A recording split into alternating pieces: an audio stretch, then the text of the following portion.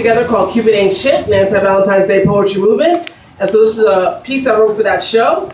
It is the closest thing I have to a love poem as an adult, and it is for my ex-girlfriend's neighbor.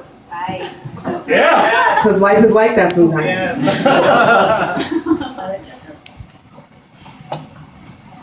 To the woman that frequents my girlfriend's apartment complex with the stank face that always reads, "Here comes that gay bitch again." I want you to know that I get it. You are not used to gay people. See, we have been the stuffing that jokes whispered on sidewalks and behind the backs of strangers are made of not real, not very tangible, not even very human.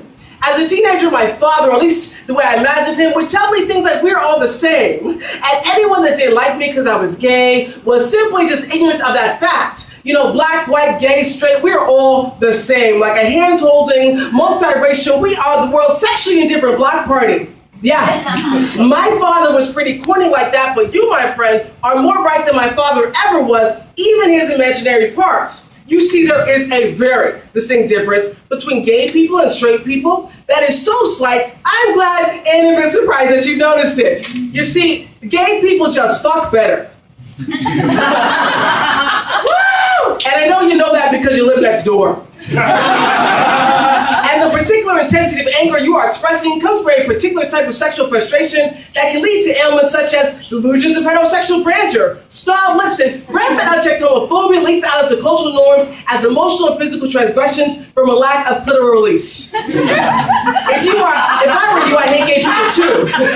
Because we have been interrupting quiet nights at home with your cat and repeat episodes of Meet the Browns, America's Next Top Model, and The Housewives of Orange County. That is some seriously important shit. A better question is not why are you gay, but rather why do y'all fuck so much and so good when I'm trying to sleep when the four corners of my mind. See, I added that last part because every time you say the word gay, I can see behind those perverted eyes, your ass is only thinking about sex. To the point I often wonder if my butt looks good in your preoccupied heterosexual fantasies. So let me answer both those questions for the two of us. Okay? Of course it does. And I don't fuck more. I fuck harder. I fuck harder for my mother shot me across the face at Christmas for looking like a boy. I fuck harder for the boy that thought he could fuck the gay out of me. I fuck harder for my 13-year-old student trans girl turned prostitute because her parents forced her to sleep on the streets. I fuck harder because Ugandan activists like David Kato don't deserve to die at the hands of American evangelism. I fuck harder because my government thought it was more important for me to be able to die for my country than to live in a holy matrimony with equal job and housing protection.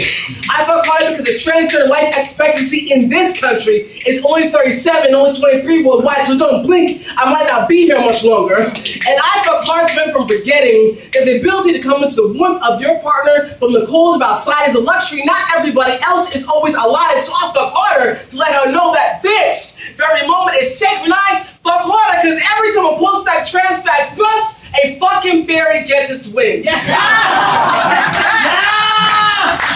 So that being said, if you have any more questions, you can feel free to give a knock on the door of apartment 305B, and I'd be more than happy to answer them for you. I hope you have a good night. I'd say good night sleep, but between you and me, I just got back from a long trip. And the way my girl like today, ain't nobody in this place getting a type of rest for the next week. But just in case we roll up later, you should leave your light on so we can chat again. You know, neighbor, thank you.